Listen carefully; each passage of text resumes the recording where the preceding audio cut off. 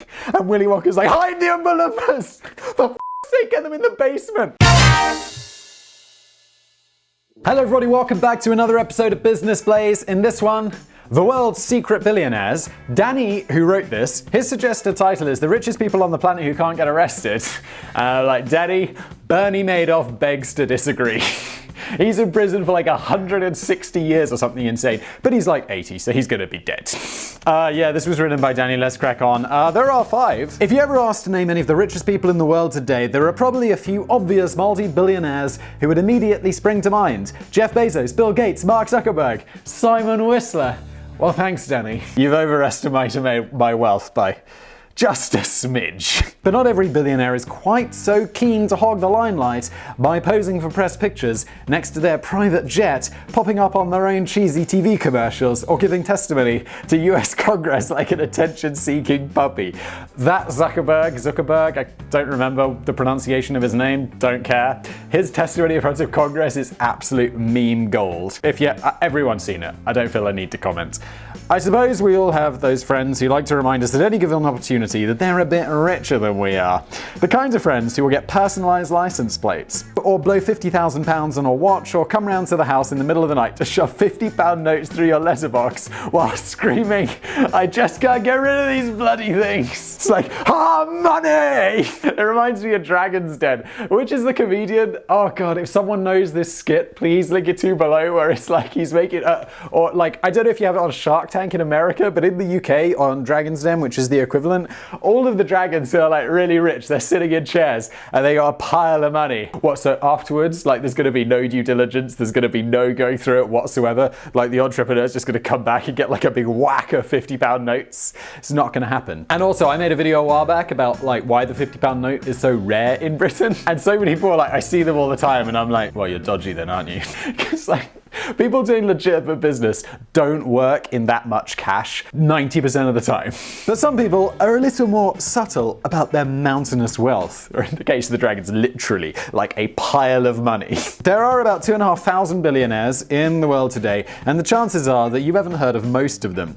The secret billionaires are happy to keep in the shadows, and some of them don't even get their name published on the Forbes rich list. Here are some of the most intriguing members of the unknown elite who you'd never think to approach in the street for a quick selfie.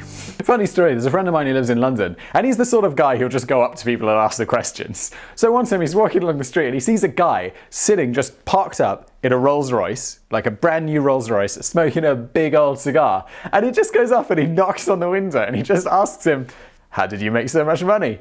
And the guy literally says, I've been playing the lottery all my life, and like last month, I won, didn't I? And I'm like, oh, and my friend's like a really ambitious dude, and I'm just like, oh, that's not sending the right message, is it? Number 1.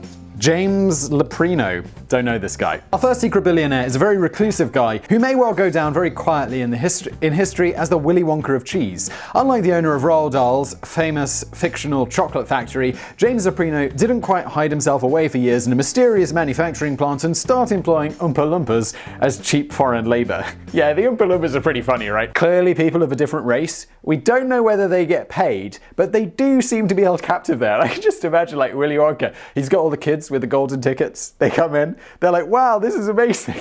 And Willy Wonka's like, hide the Oompa Loompas! For f***'s sake, get them in the basement! Because like one of those kids could be like, report them to a slavery commission? I'm sure there's a government body who deals with like slavery. So maybe it's a weak comparison, really. Oh god, I lost my place. But Leprino is certainly an equally enigmatic figure who's happy to lead a quiet and private life with his family in Indian Hills, Colorado. I haven't just not heard of him, I've never heard of where he lives. And keep his net worth of $3 billion hidden away from media headlines. He's such a mysterious figure that nobody knows for certain when he was even born, although it's been established that it was in the late 1930s. When he dies, we'll have to carbon date him. James Leprino is now the king of an empire that you may not know even existed, the pizza cheese empire. He inherited a very small business from his father in the 1950s, just a small loan of $1 million. His dad was an Italian immigrant who settled in Colorado and sold his homemade mozzarella and ricotta cheese to local grocery stores. But the business was struggling when James took over the reins, and his inheritance was far from what you might imagine. This is no story of a young kid inheriting a fortune from his rich dad. In fact, James had just $615 to spend when he evolved the business into Leprino Foods and concentrated on producing blocks of mozzarella for pizza companies. He didn't do a bad job. James turned his father's modest business into the world's biggest supplier of mozzarella. Wow, understatement of the century, Danny. Now running 12 plants across the US and Europe, owning 85% of the market share and providing mountains of cheese to the likes of Domino's and Pizza Hut. I just worry one day I'll go to the store and be like, yeah, mozzarella is no longer like £2 for a packet, it's now 20. Because this guy's the only guy. Although now in his 80s, James Leprino remains the big cheese of his own company and still seems to be earning a pretty good crust from his enterprise. No more cheesy puns, I promise. I know they tend to grate after a while.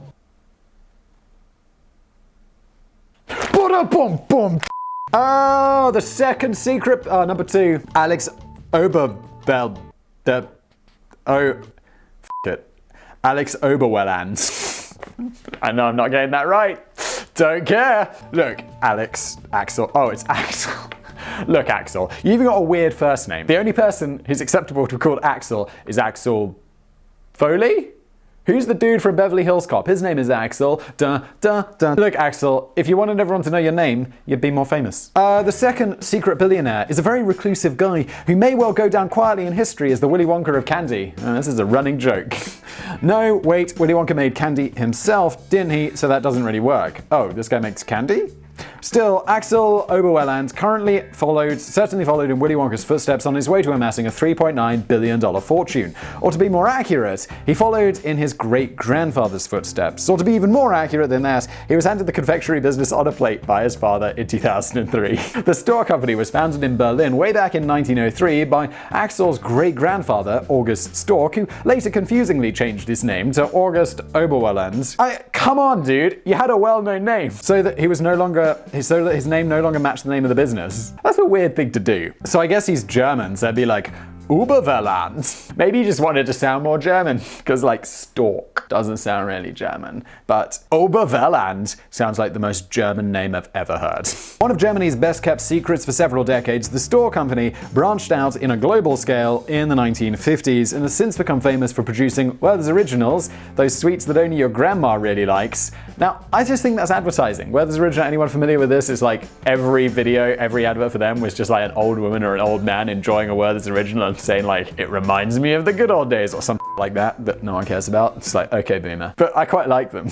Okay, boomer. So raisin caramels, never heard of those. Oh, they also produce toffee, which I do like. That most controversial of chocolate specialties. Why is it controversial? It's delicious. I personally love them. Oh, me too, Danny. But they share a sort of similar reputation to Ferrero Rocher in some circles. Overpriced chocolate that thinks it's posh but really isn't. Is toffee expensive? I don't want to be a dick, but it's like in the store, it's like chocolate. It's probably not going to be out of the budget. Ferrero Rocher, yeah, I agree. Ferrero Rocher's fine. But it does think it's way posher than it is. Like those adverts when I was a kid, and it's just like, disappointingly, every fancy dinner party that I went to as an adult, there weren't people walking around with giant silver platters piled high with Ferrero Rochers. Most of those things were filled with booze, which, you know, is better. One day I'm going to throw a posh party and I'm going to have people with giant platters of Ferrero Rocher instead of champagne because it's going to be cheaper. Axel is now the 4th generation owner of the Stork company and continues to expand the product line of the billion-dollar sweet company. It would also appear that while the company is Stork by name, they are very much Stork by nature. The Stork company has a C in it, like this. The Stork name, the Stork creature, bird, I guess. I think it's pretty sure it's a bird. Looks like this, spelled like this. They launched the Stork Foundation in 1992 to help preserve the endangered population of storks in Germany. That's the worst reason to start a foundation. Like, I'm gonna start the Whistler Foundation for the protection of antique whistles. It turns out the storks are totally fine. They're a massive pest in Germany. Well, we're gonna defend them. I'm not quite sure what would happen if the company had decided to go with the name cockroach or dung beetle all those years ago. Well, they'd probably have like the Cockroach Foundation. I'm not done. Number 3.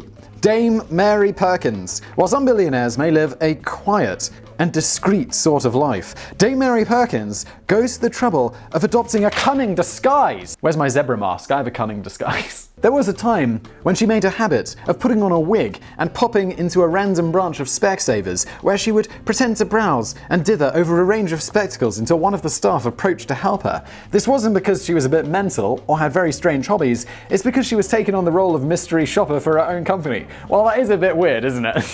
It's like, yeah, I'm a multi-billionaire, this is my massive company, I'm gonna do mystery shopping. There are people who will do this for like £10 an hour. Less. I'd do it if they gave me something for free. This is a little strange, as billion-dollar corporate companies usually outsource that kind of thing. I do like how I once called Danny out on using corporate company because it's like completely unnecessary, it's like superfluous, and now every time there's a corporate company, I like it. Along with her husband Doug, Mary Perkins launched the optical retail chain Specsavers in 1984, and it wasn't always an easy ride. When the couple first got together, things were financially very tight and they didn't have a car, a television, or even a telephone. Oh no! They launched the business from the spare room of their house in Guernsey, using Guernsey's like an island off the south of England? Between England and Ireland? In the Caribbean? No. And using an old ping pong table in the absence of a proper desk.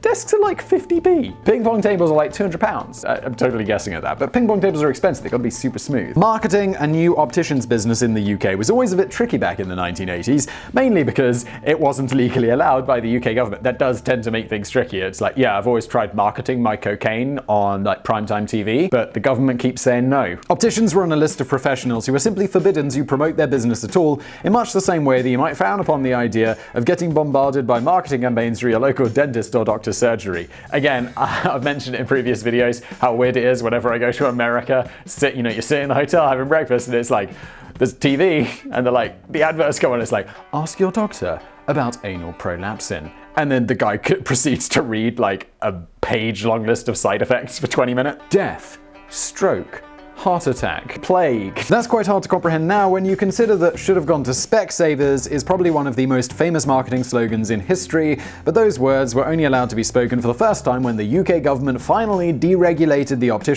opticians market in 1985, a move which proved to be a game changer for the one-year-old Specsavers brand. Yeah, I don't know if you have Specsavers anywhere else, but in the UK, like, should have gone to Specsavers, or however it went, was like everywhere. Like people would get glasses and they'd be wrong, or they couldn't see or something, and it'd be like, should have gone to Specsavers. Or it could have been like, or any optician in the world. Nowadays, Specsavers has an annual turnover of $2.8 billion with over 2,000 stores across the world and a 42% share of the market. Surely that's UK only, because that's absurd. But although Mary Perkins may now be recognised as the UK's first self-made billionaire, wow, impressive, and received damehood in 2007 in recognition of her charitable work, she and her husband Doug still live a very private and down-to-earth life. They still live in the same modest 4-bedroomed house in Guernsey, which they bought over 35 years ago, and have no interest in living an extravagant lifestyle. Now, the one thing I do know about Guernsey is, beneficially for them, I'm sure, also a tax haven. In fact, up until very recently, she was still driving a 12-year-old clapped-out car. It's not known if she still plays a significant role in the Specsavers company, as she's now just officially listed as co-founder. My guess is she's still pissing about with that mystery shopping. That is absurd, isn't it? Number 4, Dawood Ibrahim. Dawood is a great name. I'm gonna not get fun of him because maybe he'll kill me. Some of the very richest people in the world don't make it onto the Forbes list. It's believed that some billionaires are able to hide their wealth from a public record in the prying eyes of Forbes. Vladimir Putin, along with several politicians in the Middle East, are rumored to be worth over twice as much as small-fry Bill Gates, but their wealth is tied up in obscure banks and investments around the globe, making it difficult for anyone to ascertain their true value. Yeah, like that Forbes list. It's not like they're getting access to to their bank accounts. They're just, or like all of their portfolios and stuff. They're just guessing at how much someone is worth. Also, Putin just did a video all about his wealth on the Today Found Out channel if you want to check out that. And also, fun fact that Danny missed, Gaddafi is widely thought, because they've recovered over $200 billion, which would make him the richest person so far in history, I believe. Yeah, but disregarding how he got it, like plundering from the state coffers and all of that stuff. But, he got it. 200 billion. It's impressive. Meanwhile, dictators and members of royalty are excluded from the list as they acquire their wealth from their positions. Oh, okay. The House of Saud, Saudi Arabia's royal family, are rumored to have accumulated wealth of over 1.4 trillion, but you're unlikely to get that confirmed by their accountant. Yeah, that would be a bit weird. Like, hi, yeah, I'm just phoning from Forbes. Just wondering if you could tell me about the wealth of all of your clients. However, there's another breed of billionaire missing from the Forbes list, the master criminal. Oh my god, whatever this Dawood might actually kill me. I was just saying that because he's a billionaire. He's actually a criminal. Gangsters and drug lords will be gutted that they get excluded from the roll call of the uber wealthy as they acquired their wealth from illegal activity. But I just want to mention one of the names from the rogues gallery in this video. He's actually worth more than anyone mentioned on this list so far. Dawood Ibrahim from India is now widely believed to be the wealthiest criminal mobster alive today, with a reported fortune of $6.7 billion, although at least some of his assets have been seized or frozen by international authorities over the years. Ibrahim started off as a small-time hustler in Mumbai, which in itself was a disappointing career move for a son of a respected police constable of the city. I also feel like when you're worth 6.7 billion and you're a criminal, I wonder how much Bill Gates would have made if he had chosen to be a criminal, because like clearly, you know, he didn't commit crimes and became mad wealthy. It's just like kind of taking the easy road, isn't it? You gotta be like, yeah, I'm worth 6.7 billion, but no one can know about it, and sort of cheated. It's like playing The Sims and using the cheat codes to make your family wealthy, and then you're like, yeah, I did it. You just feel hollow inside. He moves up the ladder of the criminal underworld until he was eventually branded by both the Indian and the United States governments as a key global player in the terror network. I don't know why I said that like that. It's really serious. He believed to have been responsible for masterminding the 1993 March bombings in Bombay and the Mumbai attacks of 2008. Decades of drug smuggling and mafia activity have allowed Ibrahim to invest in business interests and real estate across Asia, South Africa, and Europe, often under an alias name to keep his identity under wraps. Even now, it's suspected that he's the real owner of many prestigious hotels and properties in the UK. Awesome, isn't it? Ibrahim is also reported to wield most of the control over the very shady and very unofficial Hawala value system, which facilitates the anonymous transfer of big money without getting picked up by local authorities. I feel like I've heard of this because I just saw an episode of The Blacklist. Dawood Ibrahim may not have made it onto the Forbes rich list, but he has made it onto lists of the world's most wanted fugitives, at one point occupying the number 2 spot. And if you ever bump into him and feel brave enough to perform a citizen's arrest, you could find yourself in the money too. There's currently $25 million reward for his capture. Not recommended though. Yeah, I don't imagine this is a dude that you just randomly bump into. Final one, number 5, Bernard Arnault. Have heard of this guy. Not sure I'm pronouncing his name right. Not gonna look it up. Finally, and I'm gonna say that by not looking up the pronunciation of his name, I'm respecting his desire for privacy. Finally, if you do take the time to keep an eye on that Forbes list, here's a billionaire that might be familiar to you. Although Bernard Arnault can hardly be described as a household name. This is quite surprising, as he's most definitely one of the richest people on there. In fact, at the time of writing this video, he's number 2 on the list, with a net worth of 108, second only to Jeff Bezos, and ahead of Bill Gates. Wow, but by the time you're watching this video, that could have wildly changed, because those guys, they're moving around. It's like tennis. Not as in back and forth, but in like the top of the ATP. For a very brief period, he actually overtook Bezos as the richest man in the world according to the ever-fluctuating Forbes real-time billionaires ranking. That's a thing. But it was a very brief period indeed, just a few hours in fact, as Amazon's stock had risen by the end of the day, pushing Jeff Bezos out to the front again. Still, becoming the richest man in the... I think I mentioned it on a previous video, but I love how you know you're rich when you get divorced in America and you're still the richest man in the world. Still, becoming the richest man in the world only for a few hours is definitely worth shoving somewhere on your CV, and it's possible that Bernard Arnault may one day knock Jeff Bezos from his perch on a more permanent basis. So who is he? Well, primarily, he is now the owner of the French company LVMH Moet Hennessy Louis Vuitton, which thankfully is widely known as just LVMH, and it's the second largest supplier of luxury goods in the world. He also has his fingers in quite a few other pies as well. As the owner and chairman of luxury fashion house Christian Dior, Bernard Arnault is seen by many as the king of fashion. Is he like... Yeah, but no one ever sees him. Or, like, he's super low profile. Like, I know what Bill Gates looks like and dresses like. I know what Jeff Bezos looks like and dresses like. I have no idea about this dude. Although some prefer to call him the wolf in cashmere due to his alleged ruthless style of business leadership. It's a label he himself rejects, and many other people are happy to report that he's a very quiet and shy gentleman. Yeah, but dude, if you're the richest person in the world, you're gonna have trodden on some toes. The Frenchman, Arnaud, started off by joining his father's construction business in 1971 before persuading his dad to liquidate the construction division of the company and shift the focus of the business to the more lucrative real estate and holiday accommodation sectors. His own big break came in 1984 when he was able to snap up Christian Dior for a bargain basement price of one symbolic franc due to the financial struggles of the fashion house's parent company, and he quickly went on to transform the fortunes of the iconic fashion label. I feel like when you pay someone one symbolic franc, I'd just be like, dude, just take it. It's cool. It feels more insulting than anything else. If someone was like, Simon, I'll give you £1 for Business Blaze, I'd be like, just take it. I know it didn't work. He's now the owner of British luxury yacht manufacturer Princess Yachts. Wow, you know you're rich when you don't just buy a yacht, you buy the yacht company.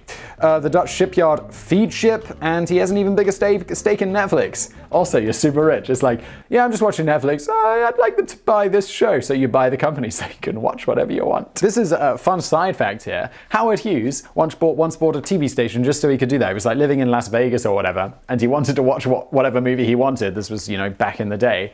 And so he bought the TV station and phoned them up and be like, I'm not into this movie. Play something else. And they would. And people were very confused by this because obviously it was being broadcast to everyone else as well. Life's not all about business though. Arnaud also owns a massive art collection including priceless works from the likes of Picasso, Andy Warhol, and Henry Moore. That's not to mention the huge private island that he's reported to own in the Exuma Cays in the Bahamas, which you can apparently rent for just $300,000 a week. What a bargain, Danny! Johnny Depp and Tyler Perry are rumored to be among the few elite to chill out there and build sandcastles on Bernard's private little getaway. After the recent fires ravaged Notre Dame Cathedral, Bernard pledged no less than $200 million to help with renovation and restoration.